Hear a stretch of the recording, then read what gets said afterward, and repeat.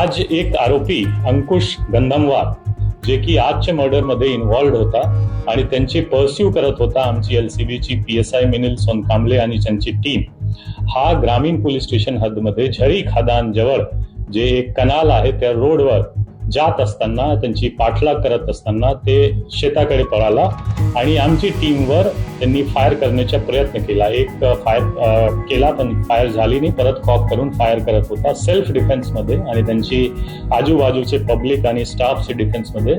प्रत्युत्तर मध्ये आमचे PSI मिलिंद सोनकांबलेनं पण त्यांच्यावर कमरचे खाली एक सेल्फ डिफेन्स मध्ये फायर केलेला आहे. नी जवळ त्यांना इंजुरी आहे आणि सध्या गव्हर्नमेंट हॉस्पिटलमध्ये अंकुश गंधमवार ऍडमिट आहे. जस्ट एक ऍड करण्यासाठी की अंकुश गंधमवार एक ऑन रेकॉर्ड क्रिमिनल्स होता, त्यांच्यावर बॅग स्नॅचिंग, जुगार आणि असा गुन्हे दाखल आहे.